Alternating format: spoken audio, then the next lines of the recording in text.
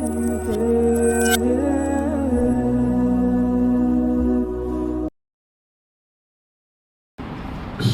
علیکم ورحمۃ اللہ وبرکاتہ۔ وعلیکم السلام ورحمۃ اللہ وبرکاتہ۔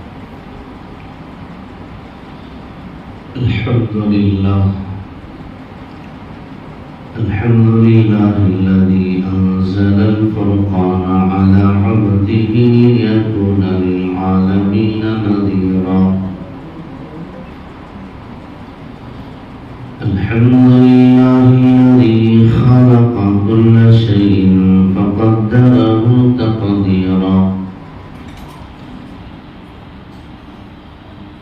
وأشهد أن لا إله إلا الله وحده لا شريك له، وأشهد أن سيدنا مولانا محمدا عبده ورسوله.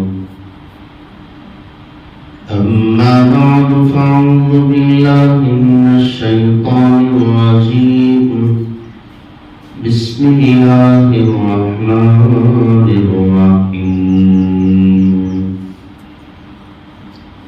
وعاشروهن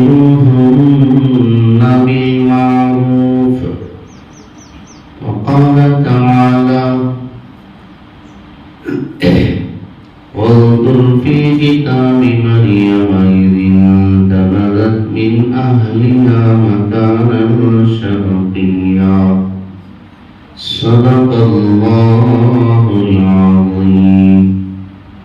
وقال النبي صلى الله عليه وسلم: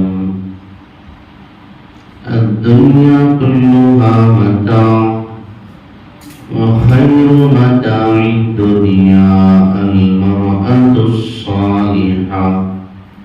وقال عليه الصلاة والسلام: إن المرأة إذا صلت خمسها وصامت شهرها وأطاعت بعلها وأحسنت فرجها فلتدخل من أي أبواب الجنة شاءت، أو كما قال رسول الله صلى الله عليه وسلم: اللهم صل على محمد وعلى آل محمد وبارك وسلم.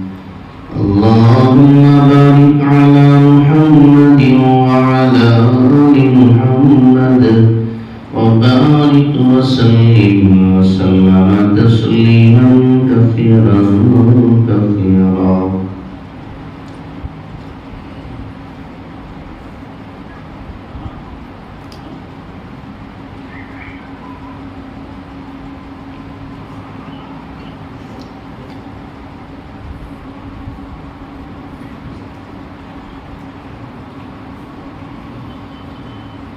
عجیب الاحترام حضرات علماء کرام،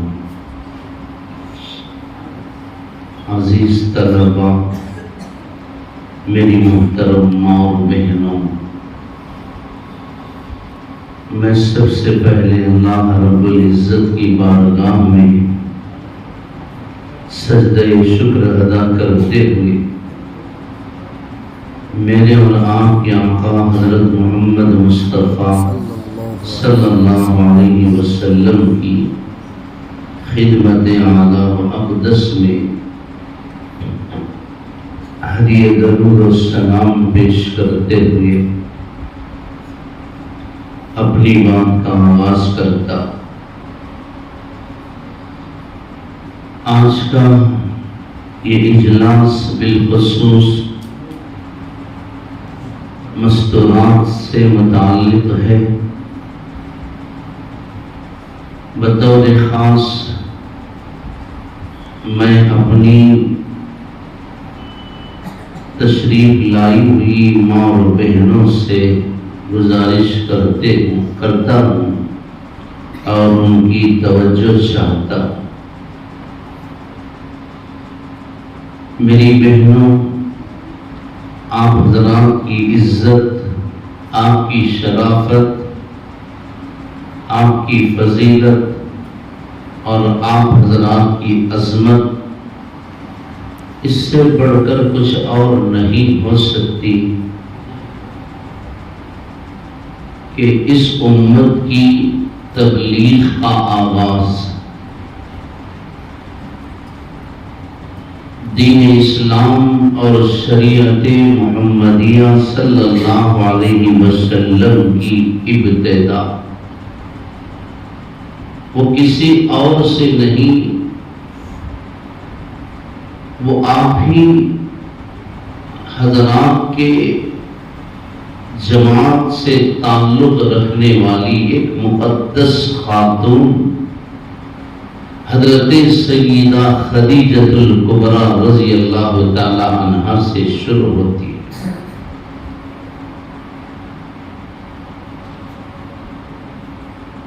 اس امت کی سب سے پہلی مومنہ، سب سے پہلا مسلمان وہ مردوں میں سے نہیں، عورتوں میں سے۔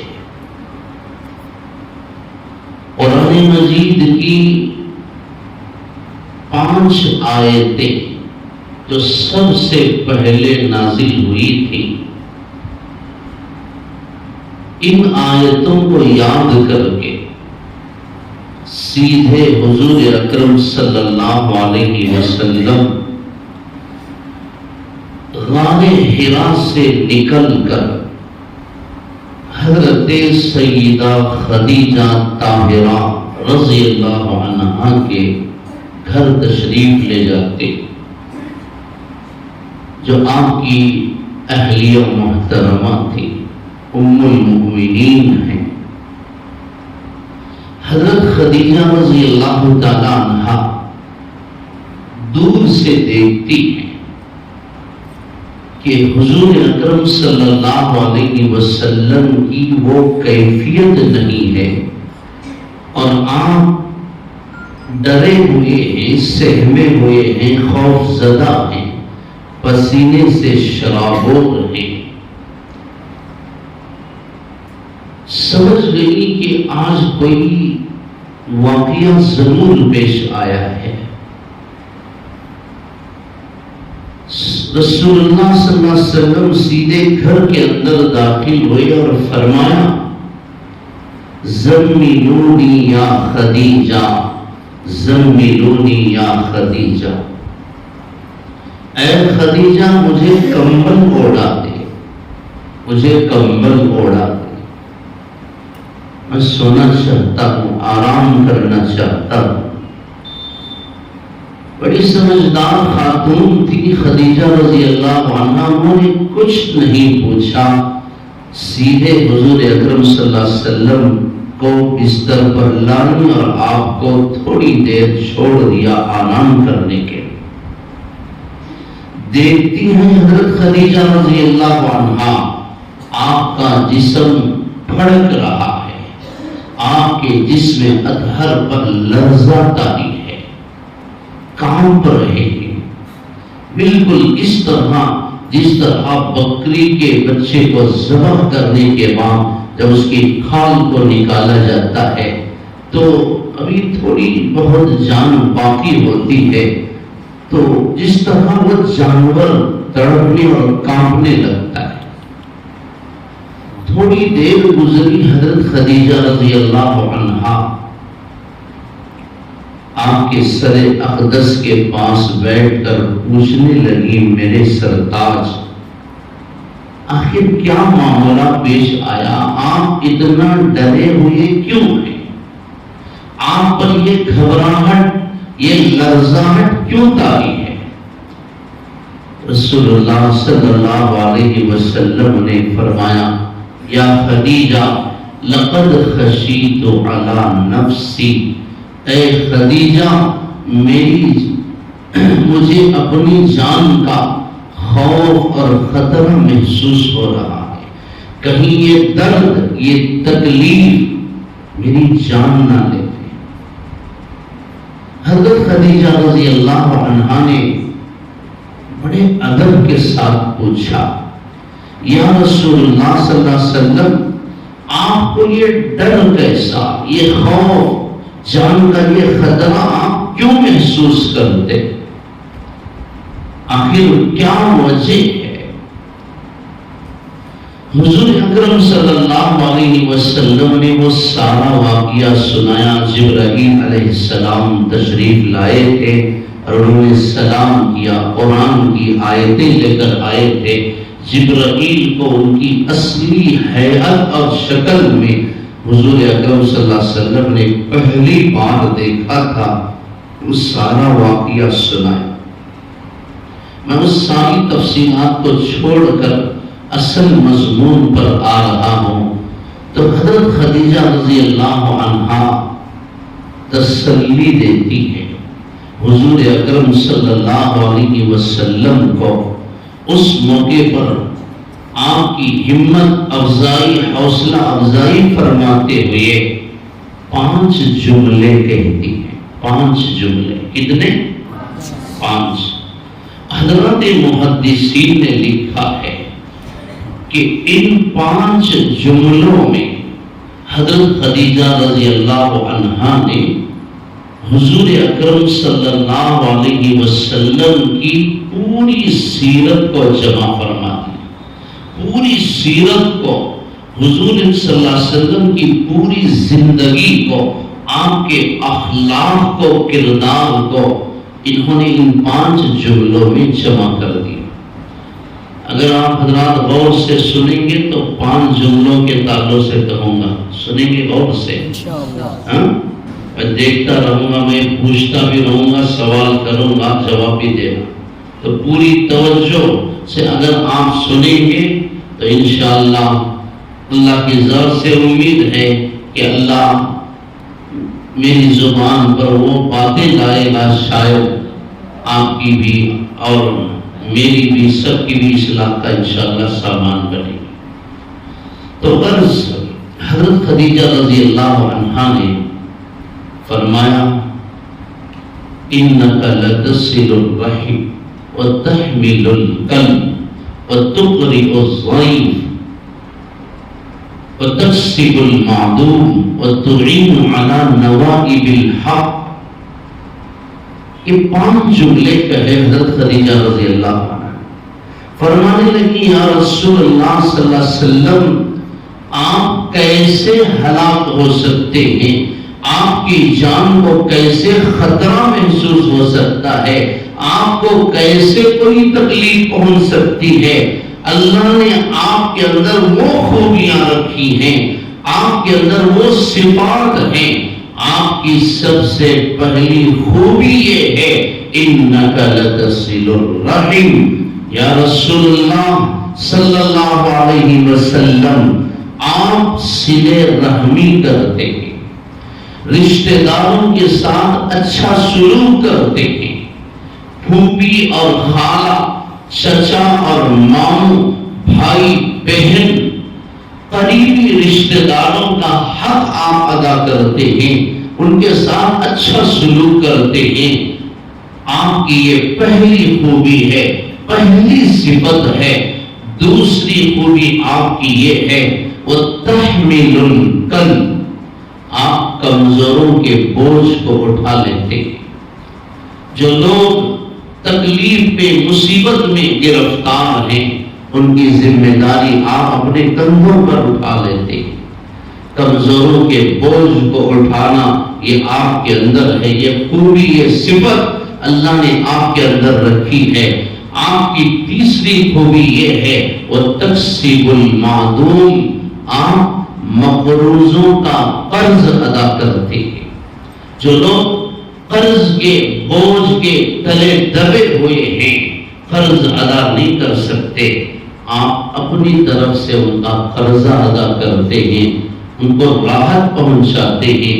وَتُقْرِئُ الضَّيْفَ، یا رسول اللہ صلی اللہ علیہ وسلم آپ مہمان نواز ہیں، خود بھوکے رہ کر آپ بے ایمانوں کو کھلاتے ہیں، یہود و نصارہ کو کھلاتے ہیں، کافروں کو آپ کھلاتے ہیں، مسافروں کو آپ کھلاتے ہیں۔ وَتُقْرِئُ الضَّيْفَ، مہمان نوازی آپ کی صفت ہے، آپ کی خوبی ہے۔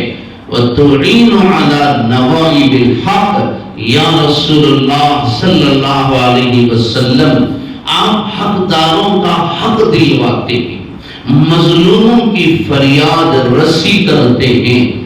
جو لوگ کسی پر جو ظالم ظلم کرتے ہیں، مظلوموں کے آپ ساتھی بن جاتے ہیں، مظلوموں کا حق آپ ظالموں سے دلواتے ہیں۔ یہ خوبیاں آپ کے اندر ہیں، صلہ رحمی، کمزوروں کا بوجھ اٹھانا، مقروضوں کا قرض ادا کرنا اور مہمان نوازی کرنا، مظلوموں کی فریاد رسی کرنا، یہ خوبیاں، یہ اچھائیاں آپ کے اندر ہیں۔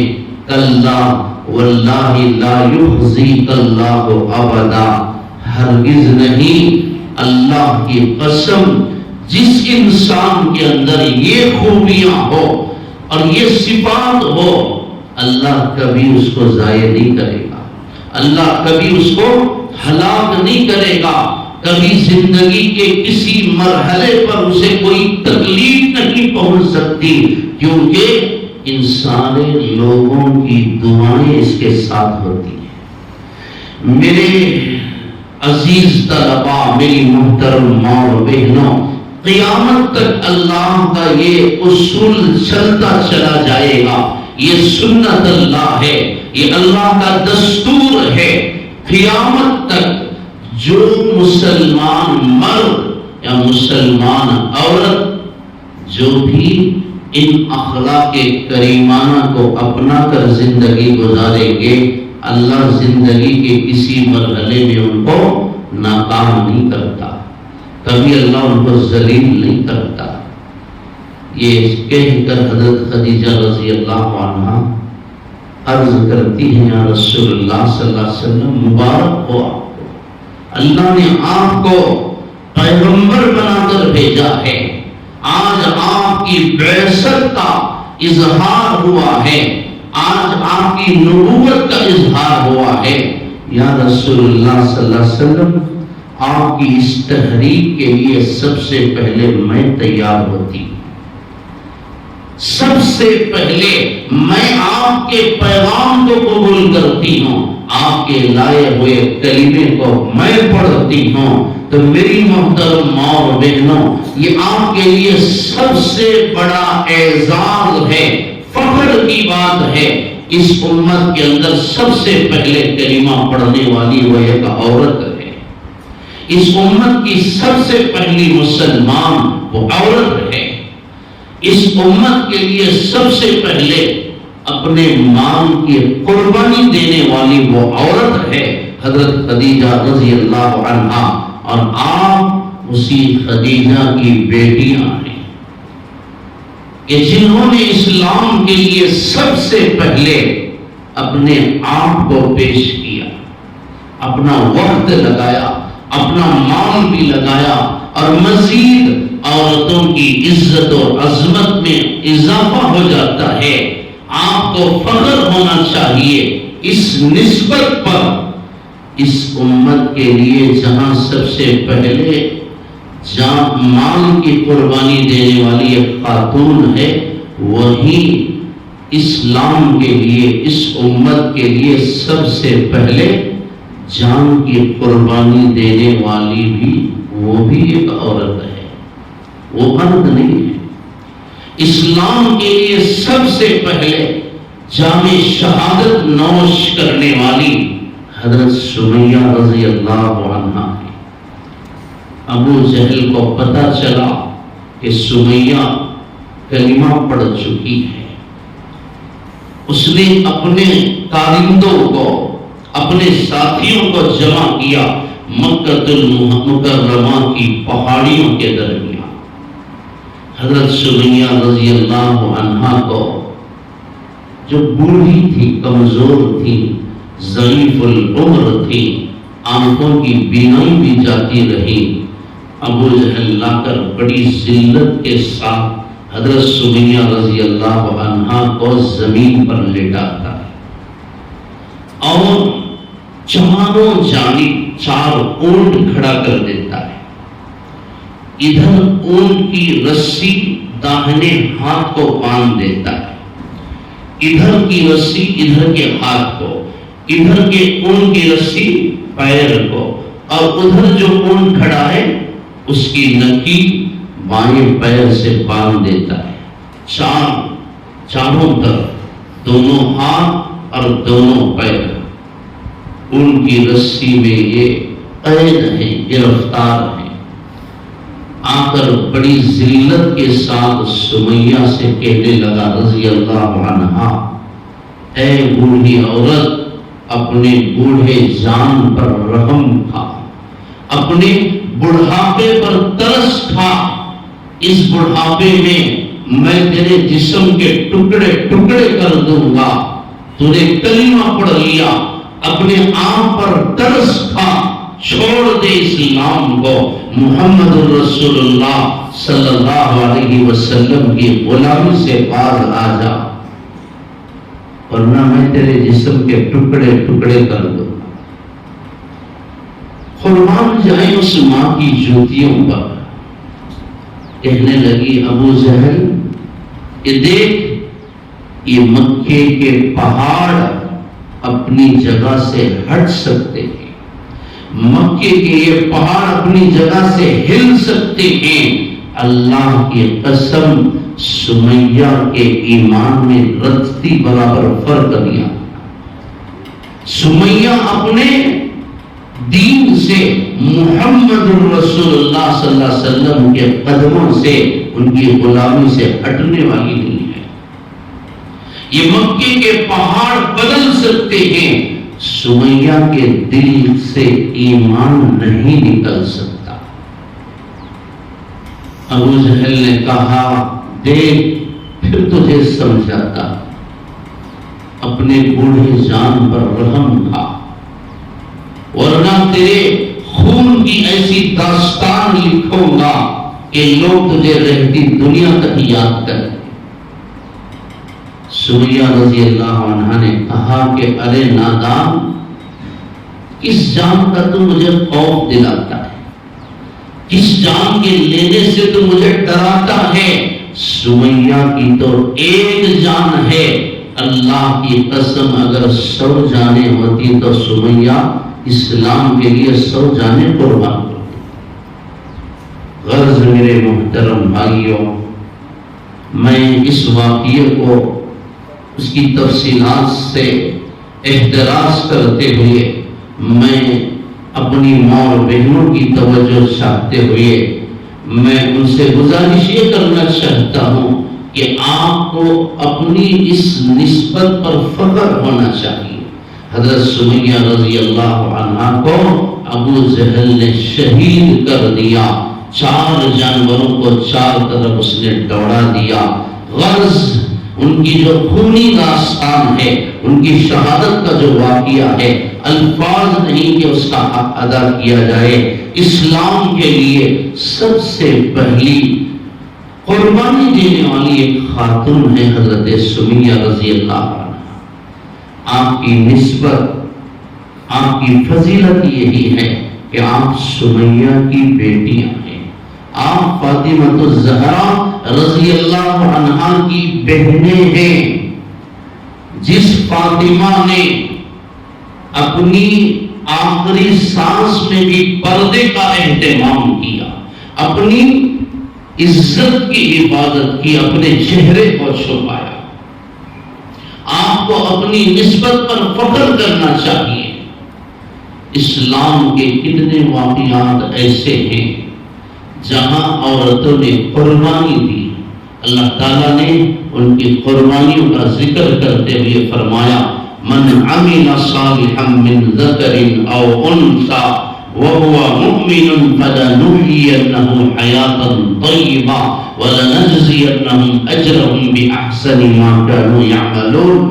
جو کوئی بھی نیک عمل کرے گا, مرد ہو یا عورت, اللہ اسے دنیا میں عزت کی زندگی عطا فرمائیں گے اور آخرت میں اللہ اس سے بہتر بدلہ ان کو عطا فرمائیں گے. تو میری محترم ماں اور بہنوں, آپ کی عزت مال و دولت سے نہیں ہے، آپ کی فضیلت سونے چاندی سے نہیں ہے، آپ کی عزت کاجل اسنو پاؤڈر سے نہیں ہے، آپ کی عزت اچھے کپڑے، اچھے مکان، اچھے موبائل، جائیداد، کھیت کھلیان باغات سے نہیں ہے، آپ کی عزت آپ کے حسن و جمال سے نہیں ہے۔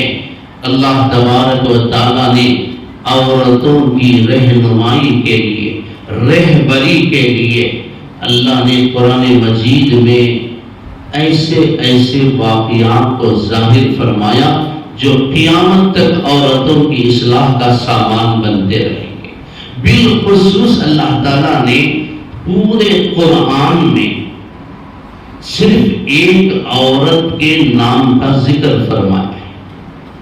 دیکھیے اللہ تعالیٰ نے عورت کو وہ عزت عطا فرمائی کہ اللہ نے عورت کے نام کو ظاہر کرنا بھی پسند نہیں فرمایا۔ اسی لیے جہاں کہیں بھی اللہ نے قرآن میں عورتوں کا ذکر کیا تو اللہ نے فرمایا یا نساء النبی، اے نبی کی عورتوں،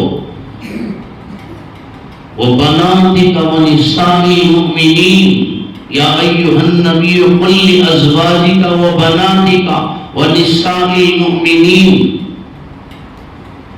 ضرب اللہ مثلا للذین آمنوا امرأة فرعون کفر امرأة نوح وامرأة لوط۔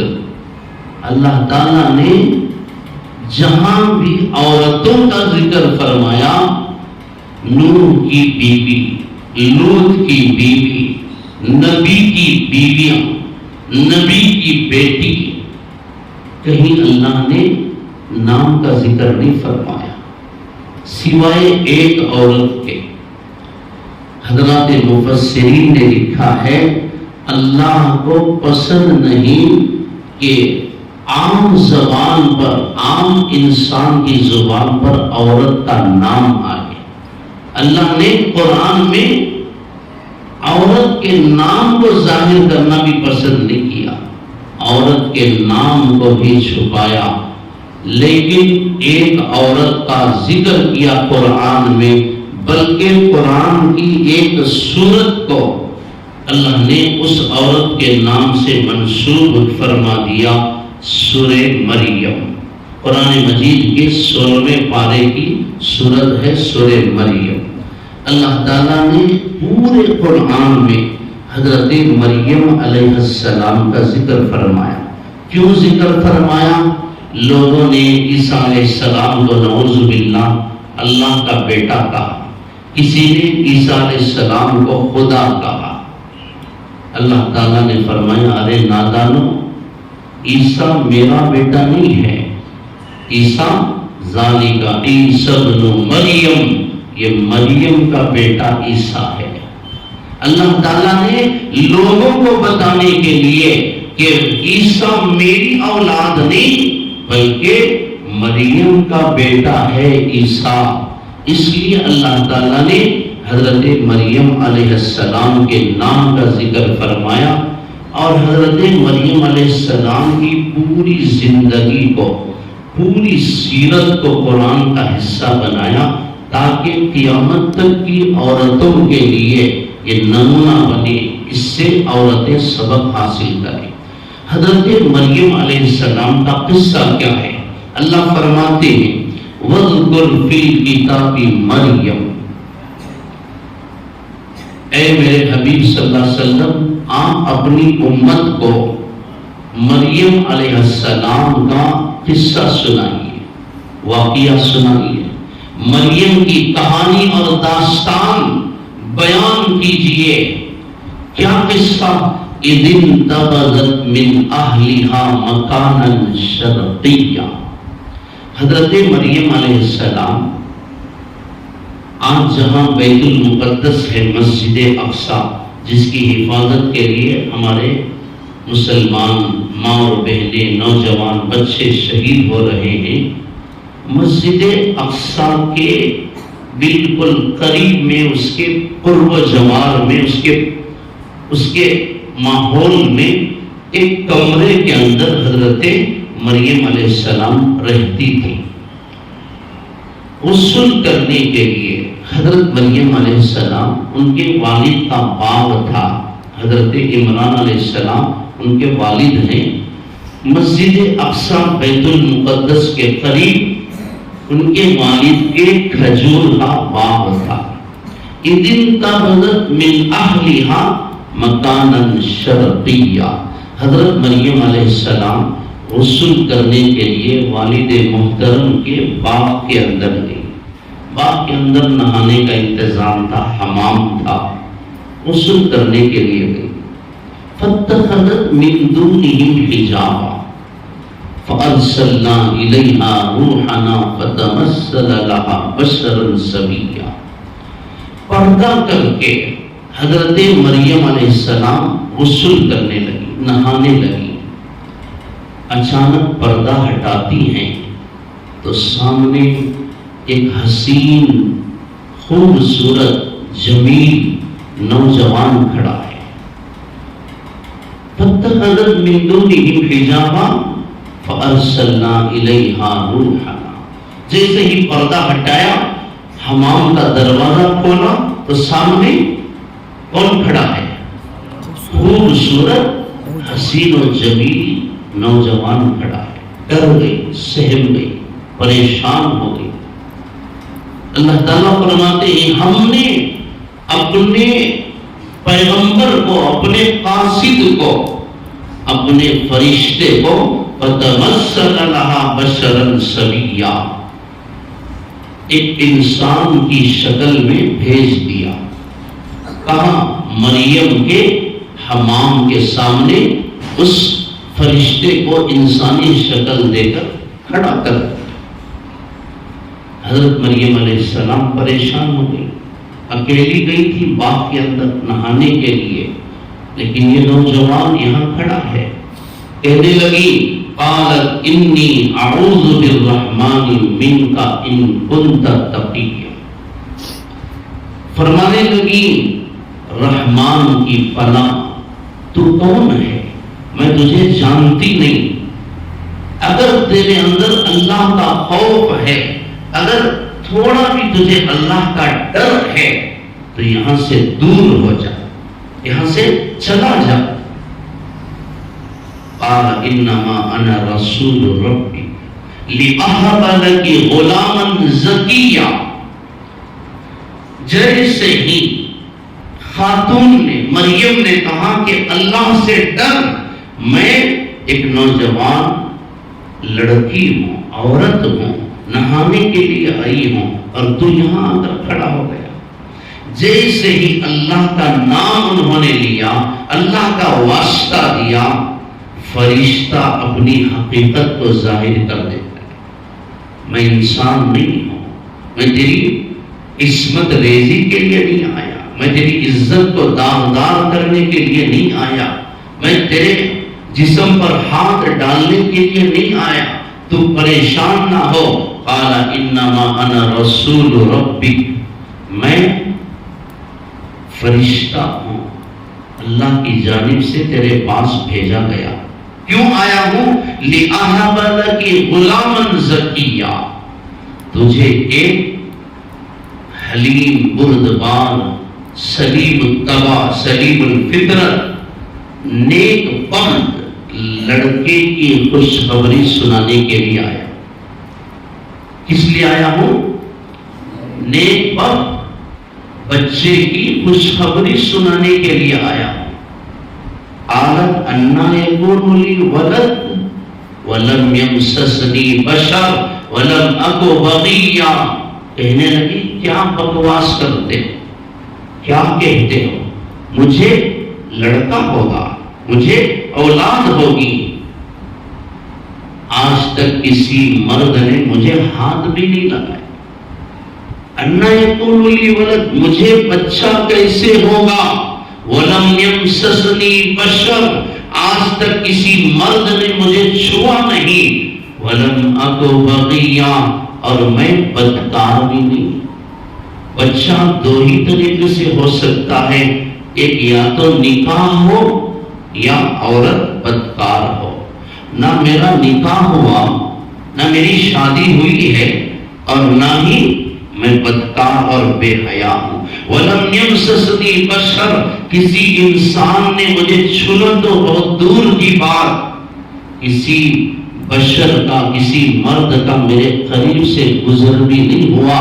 تم کیا کہتے ہو مجھے لڑکا ہوگا، مجھے بیٹا ہونے کی خوشخبری دینے کے لیے آئے ہو؟ فرشتے نے کہا قال كذلك قال ربك هو علي هين ولنجعله آية للناس ورحمة منا وكان امرا مقضيا۔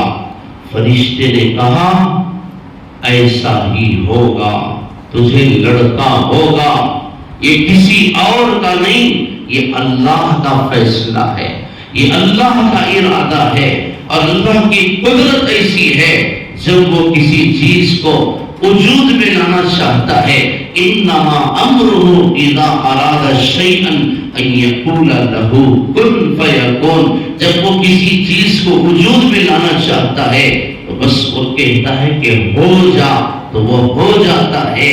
اللہ کی ذات تجھے بچہ دینے کے لیے کسی مرد کی محتاج نہیں ہے۔ اللہ تعالیٰ نے آدم علیہ السلام کو بغیر ماں باپ کے پیدا فرمایا۔ کیسے پیدا فرمایا؟ آدم کو بغیر ماں باپ کے۔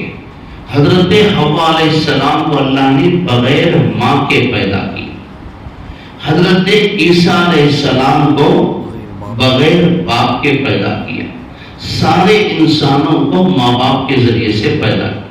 انسان کی تخلیق، انسان کی پیدائش کی چار ہی صورتیں ہو سکتی تھیں، اللہ نے چاروں صورتوں میں انسان کو پیدا کر کے دکھا دیا۔ آدم کو بغیر ماں باپ کے پیدا کیا اور انسانیت کو بتا دیا کہ میں انسان کو پیدا کرنے کے لیے ماں باپ کا محتاج نہیں ہوں، مرد عورت کا میں محتاج نہیں ہوں۔ جب میں ارادہ کرتا ہوں تو بغیر ماں باپ کے بچے کو میں تیار کر دیتا ہوں۔ دیکھو میں نے آدم کو بنایا ہے، میں جب پیدا کرنے کا ارادہ کرتا ہوں تو کوئی ضرورت نہیں ہے کہ عورت ہو، میں ماں کا محتاج نہیں ہوں۔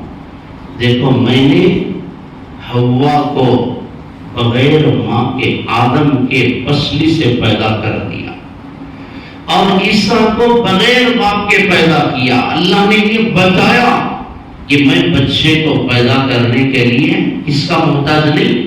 باپ کا محتاج نہیں ہوں۔ چاروں صورتوں میں اللہ نے انسان کو پیدا کیا۔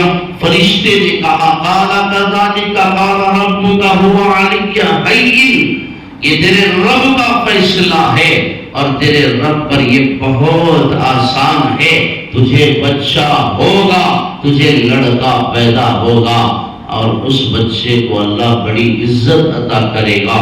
وہ بچہ پوری دنیا کے لیے نشانی ہوگا، علامت ہوگا، نمونہ ہوگا۔ وَلِنَجْعَلَهُ آيَةً لِلنَّاسِ وَرَحْمَةً مِنَّا وَكَانَ أَمْرًا مَقْضِيًّا۔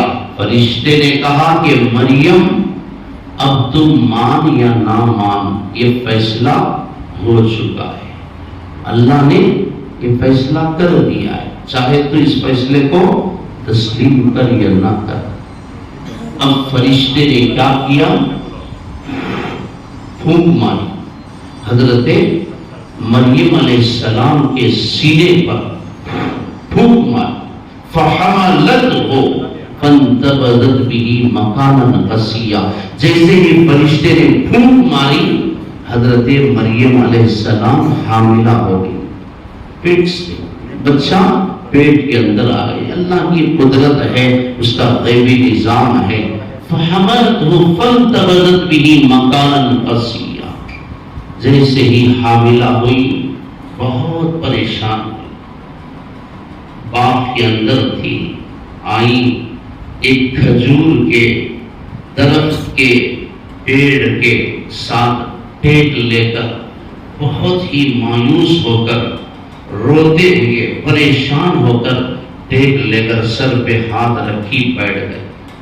فحملته فانتبذت به مكانا قصيا فأجاءها المخاض إلى جذع النخلة، آ کر کھجور کے درخت کے پیڑ سے ٹیک لے کر سر پہ ہاتھ رکھ کر بیٹھی ہیں، رو رہی ہیں، کہنے لگی قالت یا لیتنی مت قبل هذا وكنت نسيا منسيا، اللہ یہ میرے ساتھ کیا ہو گیا، اب میں لوگوں کو کیا جواب دوں گی، لوگوں کو کیسے سمجھاؤں گی، لوگ میرے بارے میں کیا کہیں گے۔ کہنے لگی اللہ نے اس عورت کے الفاظ کو قرآن کا حصہ بنایا ہے، توجہ چاہوں گا اس واقعے سے میں ہمیں کیا سبق ملتا ہے انشاءاللہ بیان کروں گا، توجہ سے سنیں، خاص طور سے ہماری ماں اور بہنیں۔ سر پہ ہاتھ رکھے روتے ہوئے کہنے لگی یا لیتنی مت قبل ھذا، کاش اس واقعے سے پہلے میں مر جاتی، مجھے موت آ جاتی، وکنت نسیا منسیا، اور میں بھول بھلیاں ہو جاتی، لوگ مجھے بھول جاتے کہ مریم نام کی بھی کوئی عورت تھی، کوئی لڑکی تھی۔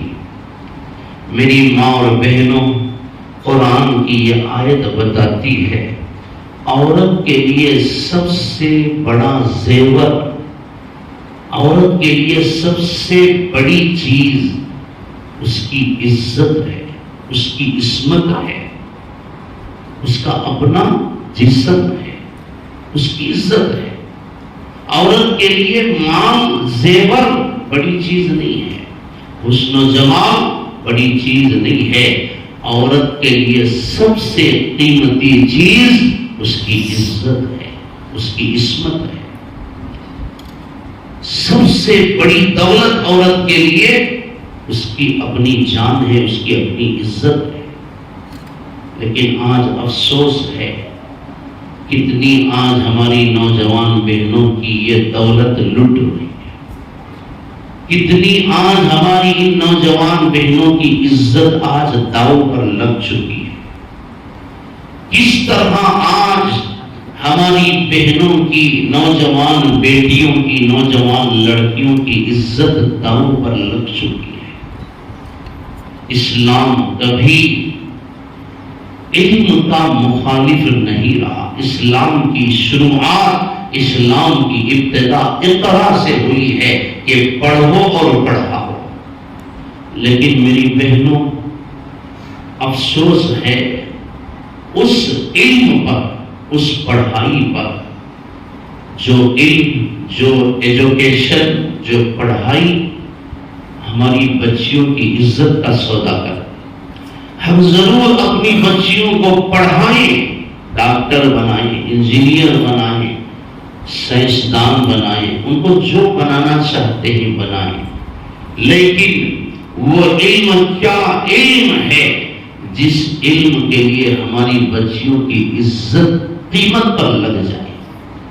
آج ہمیں ماننا پڑے گا، تسلیم کرنا پڑے گا، آج سب سے زیادہ ہماری بچیوں کی جو عزتیں لٹ رہی ہیں وہ گھروں کے اندر نہیں، سب سے زیادہ کالجوں کے پاس، کمپنیوں کے اندر، فیکٹریوں کے اندر، گارمنٹس میں جہاں جا کر یہ کام کرتی ہے، ملازمت کرتی ہے، وہاں ہماری بہنوں کی عزتیں لٹ رہی ہیں۔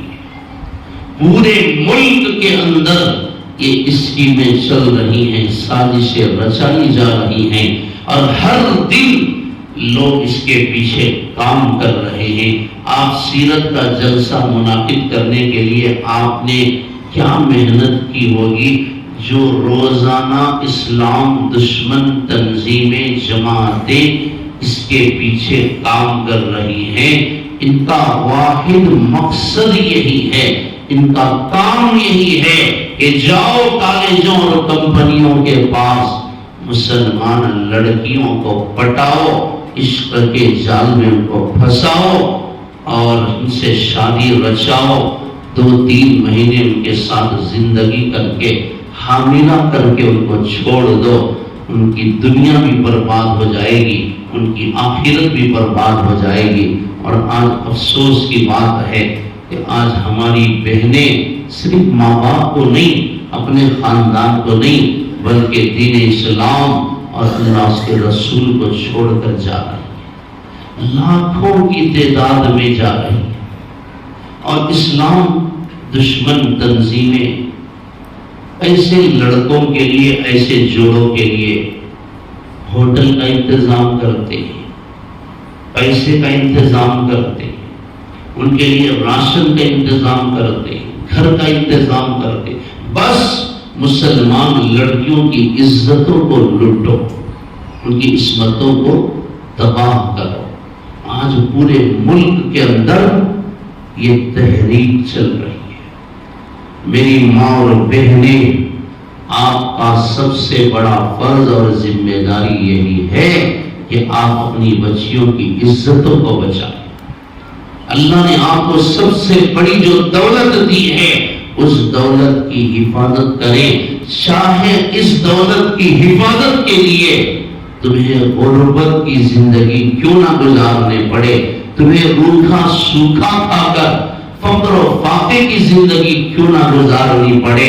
ایک عورت کے لیے اس کی عزت بڑی چیز ہوتی ہے، وہ عزت کا سودا نہ کرے۔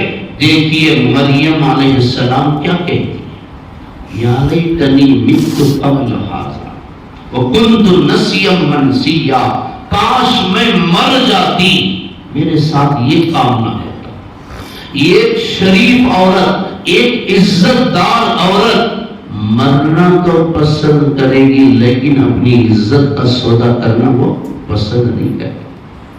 ایک عورت کے عزت دار اور شریف ہونے کی علامت ہے وہ اپنے جسم کا سودا نہیں کرے گی، اپنی عزت کو نہیں بیچے گی، وہ مرنا ضرور پسند کرے گی۔ اگر ایسی عورت اپنی عزت کو بچاتے ہوئے اگر دشمن اسے قتل بھی کر دیں، اللہ کی قسم وہ شہید بنا کر اٹھائی جائے، اللہ اسے شہادت کا منصب عطا کرے گی۔ تو اپنی عزتوں کا احساس فرمائیں۔ مسجد کے ممبر و محراب پر وقت گزارنے والے ہی جنت کے حقدار نہیں ہیں، وہ ماں، وہ نوجوان بچی بھی جنت کی حقدار ہے جو اولاد کی صحیح تربیت کر کے ان کے گھر کو بساتی ہے۔ فرمایا رسول اللہ صلی اللہ علیہ وسلم نے، جب عورت نکاح کرتی ہے، نکاح کرنے کے بعد شوہر کی بھی خدمت کرتی ہے، اللہ اس کے اجر کو بڑھا دے، 2 اجر اللہ اسے عطا کریں گے۔ ایک اللہ کے سامنے سجدہ کرنے کا، ایک اللہ کی عبادت کرنے کا، اور دوسرا شوہر کی خدمت کرنے کا۔ جب وہ حاملہ ہوتی ہے، اللہ اس کے ہر قدم پر اس کے اجر کو بڑھا دیتے ہیں۔ جب وہ بچے کو جنتی ہے، اللہ اس کے اجر کو مزید بڑھا دیتے ہیں۔ جب وہ بچے کی تربیت کرتی ہے، اللہ اس کے اجر کو مزید بڑھا دیتے ہیں۔ میں تفصیل میں جانا نہیں چاہتا، وہ عورت بھی جنت کی حقدار ہے جو گھر کی صفائی کرتی ہے، شوہر کی خدمت کرتی ہے، اس کے بچوں کی دیکھ بھال کرتی ہے، پرورش کرتی ہے، ان کی صحیح تربیت کرتی ہے، وہ عورت بھی جنت کی حقدار ہے۔ صرف تہجد اور تلاوت پڑھنے والے ہی جنت کے حقدار نہیں، صرف اللہ کے راستے میں وقت لگانے والے ہی جنت کے حقدار نہیں، شوہر کی خدمت کرتے ہوئے اس کے گھر کی صفائی کرتی ہے، شوہر کے کپڑوں کو صاف کرتی ہے، اس کے بچوں کی صحیح تربیت کرتی ہے، تو ایسی عورت بھی جنت الفردوس کی حقدار ہے۔ چنانچہ حضرت مریم علیہ السلام نے بڑی تکلیف، بڑے درد کا اظہار کیا، اے اللہ تو مجھے موت دے دیتا، اب میں لوگوں کے سامنے کیا چہرہ لے کر جاؤں۔ فناداها من تحتها الا تحزنی قد جعل ربک تحتک سریا، رو رہی تھی بیٹھ کر، افسوس کر رہی تھی، کاش میں مر جاتی۔ اللہ کی جانب سے ندا دی جاتی ہے، اے مریم تجھے غم کرنے کی ضرورت نہیں، رونے کی تجھے ضرورت نہیں ہے، اللہ تحزنی، غم نہ کر۔ قد جعل ربک تحتک سریا وہزی الیک بجذع النخلہ تساقط علیک رطبا جنیا، اے مریم جس درخت سے تو ٹیک لگا کر بیٹھی ہے اس درخت کو حرکت دے، اس درخت کو ہلا، تر و تازہ کھجوریں پڑیں گی۔ اور اللہ تعالیٰ نے وہاں ایک چشمہ جاری فرما دیا۔ حضرات مفسرین نے لکھا ہے کہ ادھر فرشتے نے پھونک مارا، ادھر آ کر بیٹھتی ہے درخت کے پاس، بچے کی پیدائش بھی ہو جاتی ہے۔ اللہ کی قدرت ہے، اللہ کی قدرت سے کوئی بات نہیں ہے، بچہ بھی پیدا ہو گیا۔ اب اللہ کا حکم ہوتا ہے، یہ درخت ہلا، اور اللہ نے چشمے کو جاری فرمایا، تساقط علیک رطبا جنیا، جب تو درخت کو ہلائے گی تو کھجوریں پڑیں گی۔ وہ کھجور کے پکنے کا یا کھجور کی پیک اور پیدائش کا وہ موسم نہیں تھا، بے موسم اللہ نے کھجور کو پیدا کیا۔ یہ ان کا معجزہ تھا، حضرت مریم علیہ السلام کا معجزہ تھا، وہ بے موسم بے وقت تھا۔ اللہ نے بس حکم دیا کہ تو درخت ہلا، کھجور پڑیں گے، اٹھا ان کھجوروں کو کھا اور یہ پانی پی۔ حضرات مفسرین نے لکھا ہے چونکہ ہماری ماں اور بہنیں آئی ہیں، ان کو زندگی میں اس بات کی ضرورت پڑے گی، لہٰذا اس بات کو وہ غور سے سنیں اور یاد رکھیں۔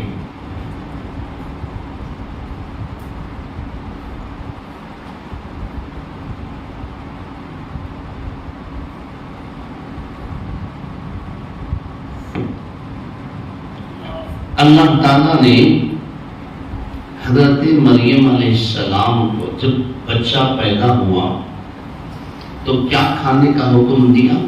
کھجور کھانے کا۔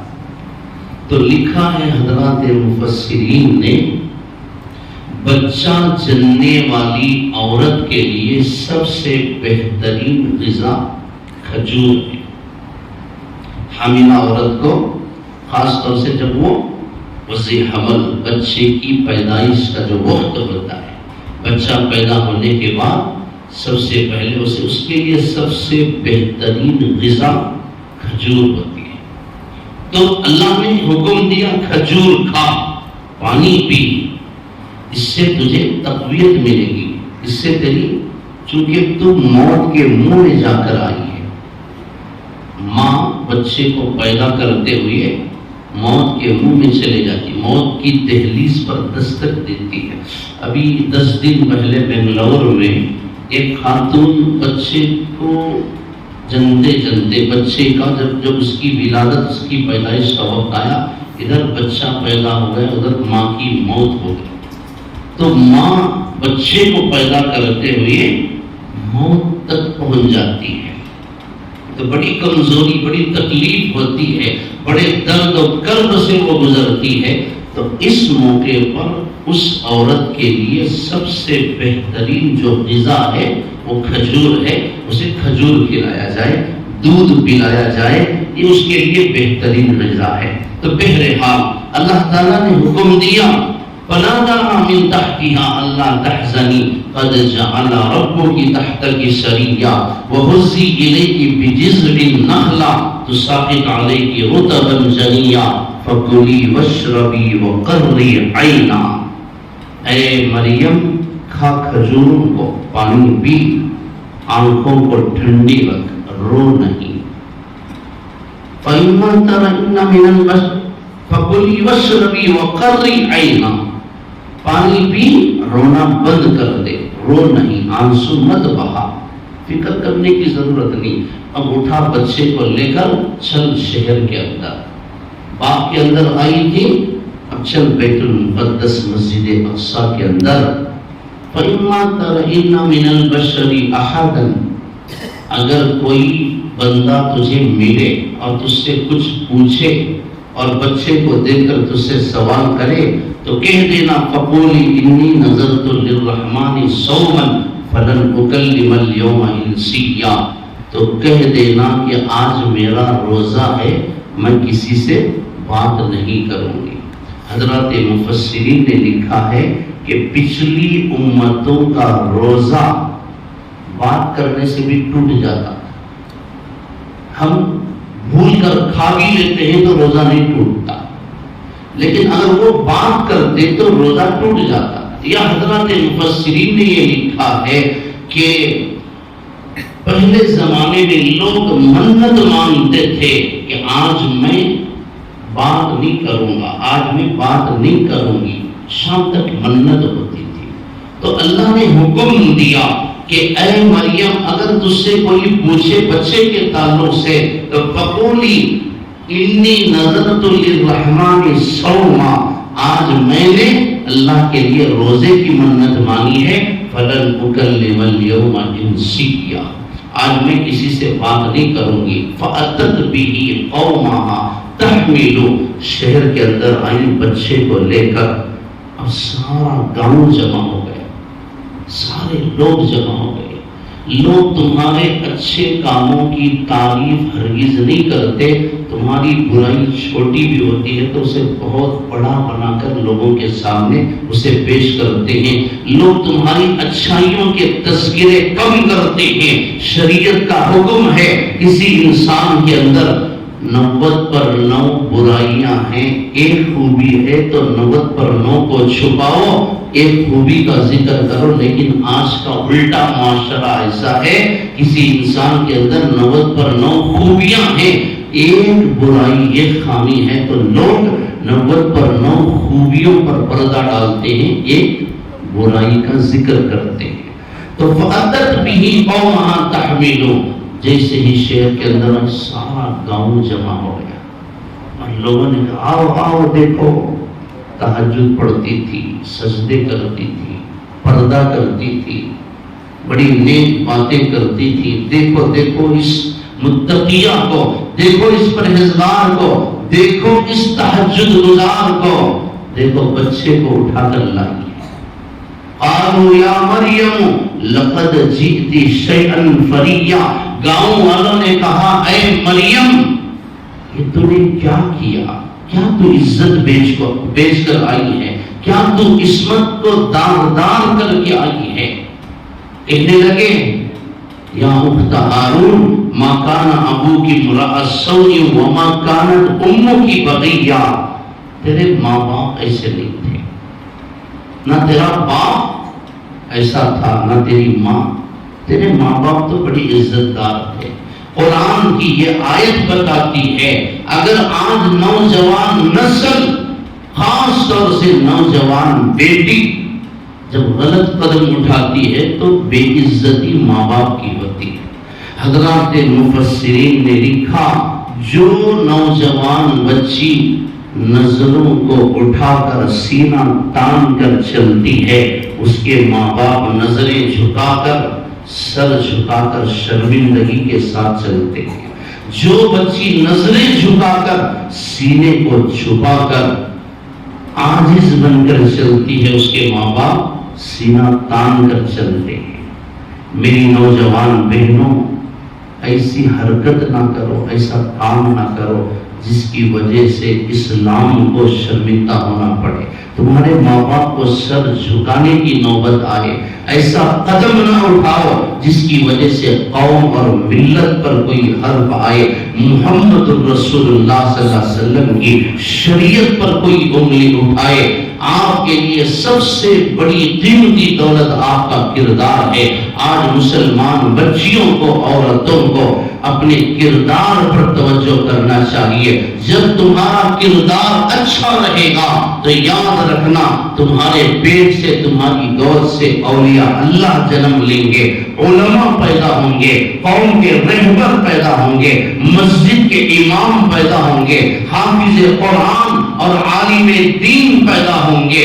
کتنے ایسے واقعات ہیں وقت کی تنگ دامنی میں ان واقعات کا ذکر نہیں کروں گا, چاہے وہ حضرت اسماعیل بخاری رحمت اللہ, شیخ عبد القادر جیلانی رحمت اللہ علیہ اور خواجہ معین الدین چشتی اجمیری رحمت اللہ علیہ ہو. یہ سب جو بڑے بڑے اولیاء بنے کہ کسی اور کی محنت کی وجہ سے نہیں بلکہ ماں کے کردار کی وجہ سے, ماں کی توجہ کی وجہ سے, ماں کی صحیح تربیت کی بنیاد پر یہ اولیاء بنے ہیں. اگر آپ چاہیں گے کہ آپ کے بطن سے, آپ کی گود سے اولیاء پیدا ہوں تو سب سے پہلے آپ کو اپنے کردار پر توجہ دینی پڑے گی. حضرت مریم علیہ السلام بچے کو لے کر آئے, سارا گاؤں جمع ہو گیا, سارا شہر جمع ہو گیا, تانے دینے لگے یہ کیا عزت بیچ کر آئی ہے. تو حضرت مریم علیہ السلام نے کہا یا اخت ہارون ما کان ابوک امرأ سوء وما کانت امک بغیہ فاشارت الیہ. بچے کی طرف اشارہ کرنے لگی. ارے نادانوں, مجھ سے نہیں, اس بچے کو پوچھو, اس بچے سے پوچھو کہ یہ کون ہے. لوگوں کو اور غصہ آیا کہ یہ پہلے تو گناہ کر کے آئی ہے, عزت بیچ کر آئی ہے, پھر ہمارا مذاق اڑاتی ہے. ابھی پیدا ہوا ہے, ایک دن کا بچہ کیسے بول سکے گا. ماں اور قوم کے درمیان بحث چل رہی تھی. ماں کی گود سے یہ بچہ لوگوں کو خطاب کرتا ہے, لوگوں کو بیان کرتا ہے. ایک دن کا بچہ کھڑے ہو کر ماں کی صفائی کا اظہار کرتا ہے. جب ماؤں کے دلوں کو تکلیف پہنچتی ہے تو آسمانی نظام حرکت میں آ جاتا ہے, اللہ کا عرش ہل جاتا ہے. ماؤں کے دلوں کو ٹھیس پہنچتی ہے تو اللہ کا غیبی نظام حرکت میں آتا ہے. اللہ نے فرمایا کہ اے عیسیٰ اٹھ, چل کھڑا ہو, تیری ماں پر تکلیف آئی ہے, چل اپنی ماں کی صفائی بیان کر. ایک دن کا بچہ کھڑے ہو کر خطاب کرتا ہے. ارے نادانوں, میری ماں سے کیا پوچھتے ہو, مجھ سے سوال کرو, میں بتاتا ہوں کہ میں کون ہوں. قال انی عبد اللہ, میں اللہ کا بندہ ہوں. آتانی الکتاب, اللہ نے مجھے کتاب دی ہے. وجعلنی نبیا, اللہ نے مجھے نبی بنا کر بھیجا ہے. وجعلنی مبارکا, اللہ نے مجھے بابرکت بنا کر بھیجا ہے. اینما کنت, میں جہاں کہیں رہوں اللہ نے میرے اندر برکت رکھی ہے. واوصانی بالصلاۃ والزکاۃ, اللہ نے مجھے نماز اور زکات کا حکم دیا ہے. وبرم بوالدتی, اللہ نے مجھے اپنی ماں کا فرما بردار بنایا ہے. ولم یجعلنی جبارا شقیا, میں بدبخت نہیں ہوں, میں بد کردار عورت کی اولاد نہیں ہوں, میں اللہ کا نبی ہوں. ماں کی صفائی بیان کرنے کے لیے ایک دن کا بچہ کھڑا ہو گیا. بہرحال میری محترم ماں اور بہنوں, حضرت مریم علیہ السلام کا یہ واقعہ ذکر فرما کر اللہ تعالیٰ نے عورتوں کو یہی پیغام دیا ہے کہ تمہارے لیے سب سے بڑی چیز تمہاری عصمت ہے, تمہارا پردہ ہے, حیا ہے, پاک دامنی ہے, طہارت ہے. اپنی عزت کی حفاظت کرو, غیر محرموں سے اپنے آپ کو بچاؤ, اپنی جان کی, اپنی عزت کی حفاظت کرو. آخری بات ہے, رسول اللہ صلی اللہ علیہ وسلم نے فرمایا میری امت کی جو عورت 4 باتوں کی پابندی کر لے گی, ان المرأۃ اذا صلت خمسہا, کہ جو عورت 5 وقت کی نماز پڑھ لے گی, فرض نماز پہلی چیز, وصامت شہرہا دوسری چیز, رمضان کے فرض روزے, واطاعت بالہا تیسری چیز, شوہر کی خدمت, شوہر کی اطاعت, شوہر کی رضامندی, شوہر کو راضی اور خوش رکھنا. وہ احسنت فرجہا, اور اپنی عزت کی حفاظت کرے گی, شوہر کی غیر موجودگی میں اپنی عصمت کی حفاظت کرے گی. 4 چیزیں. پہلی چیز فرض نماز، دوسری رمضان کے روزے، تیسری چیز نماز روزے کے بعد اللہ نے شوہر کی اطاعت، شوہر کی خدمت، اور چوتھی چیز اپنی عزت کی حفاظت. جو عورت ان 4 باتوں کی پابندی کر لیتی ہے فَلْتَدْخُلْ مِنْ أَيِّ أَبْوَابِ الْجَنَّةِ شَاءَتْ.